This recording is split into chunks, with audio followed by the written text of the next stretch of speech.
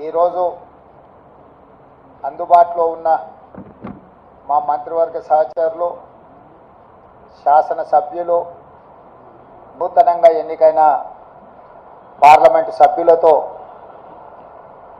వచ్చిన ఫలితాలలో కాంగ్రెస్ పార్టీకి సంతోషకరమైన ఫలితాలు వచ్చినాయి. వాళ్ళందరితో కలిసి ఈ సంతోషాన్ని పంచుకోవడం జరిగింది. దేశవ్యాప్తంగా జరిగిన ఎన్నికల విషయంలో నాడు రాహుల్ గాంధీ గారు కన్యాకుమారి నుంచి కశ్మీర్ వరకు 150 రోజులు 4000 కిలోమీటర్లు సుదీర్ఘమైన పాదయాత్ర, ఆ తర్వాత మణిపూర్ నుంచి ముంబై వరకు వారి పర్యటనలు దేశవ్యాప్తంగా ప్రజాస్వామిక వాదులందరినీ ఏకం చేసి ముఖ్యంగా దళితులు, గిరిజనులు, మైనారిటీలు, మహిళలు, విద్యార్థులు, నిరుద్యోగ యువకులు, ప్రజాస్వామిక వాదులందరినీ కూడా సమన్వయం చేసి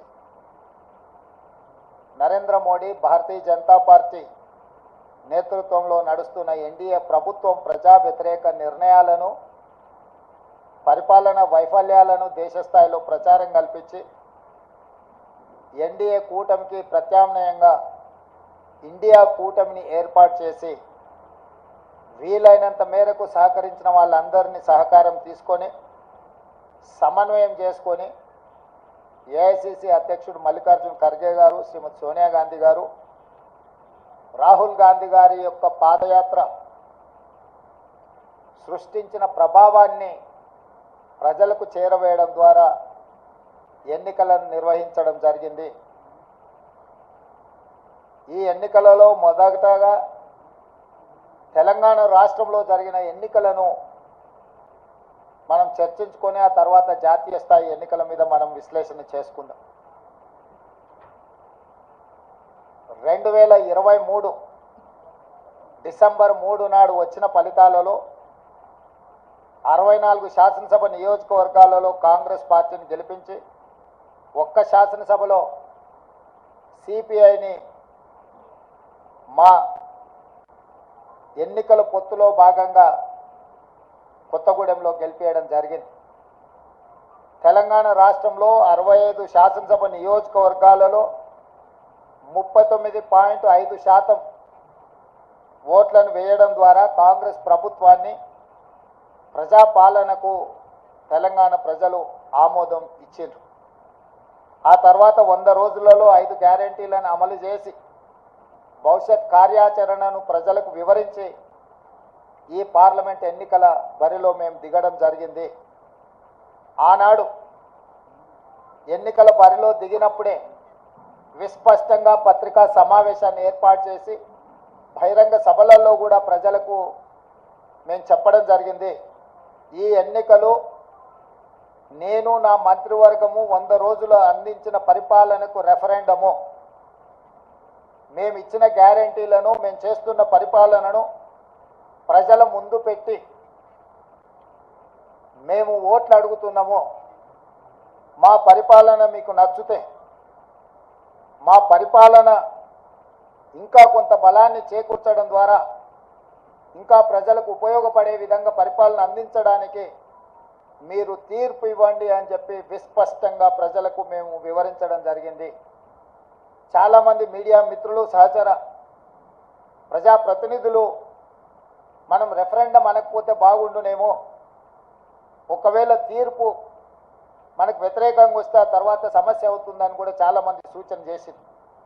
కానీ ప్రజల పట్ల ఉన్న విశ్వాసము, కాంగ్రెస్ పార్టీ కార్యకర్తల, నాయకుల పట్ల ఉన్న నమ్మకంతో ఆనాడు పిసిసి అధ్యక్షుడిగా, తెలంగాణ రాష్ట్ర ముఖ్యమంత్రిగా ఇది మా పరిపాలనకు రెఫరెండమే అని చెప్పి స్పష్టంగా నేను చెప్పడం జరిగింది.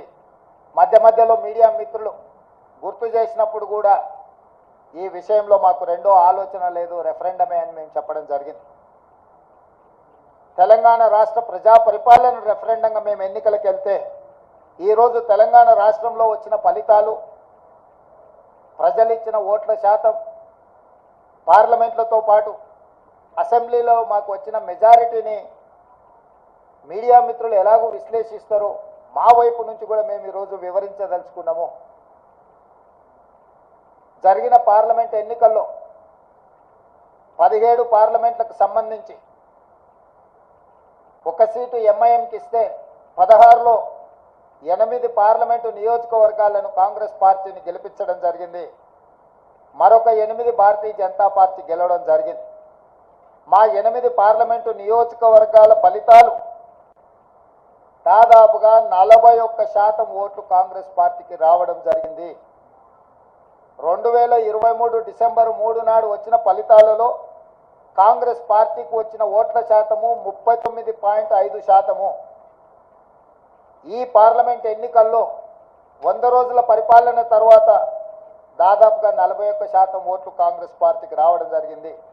ఓట్ల శాతంలో ప్రజలు రెఫరెండం ద్వారా మా పరిపాలన బాగుందనడమే కాదు, మమ్మల్ని మెచ్చుకొని అసెంబ్లీ ఎన్నికల్లో ఇచ్చిన ఓట్ల శాతానికంటే అధిక ఓట్ల శాతాన్ని ప్రజలు మాకు ఇవ్వడం ద్వారా, ఆశీర్వదించడం ద్వారా మా పరిపాలన పట్ల ప్రజలు సంతృప్తి వ్యక్తం చేసిండ్రు అని చెప్పి నేను భావిస్తున్నాను.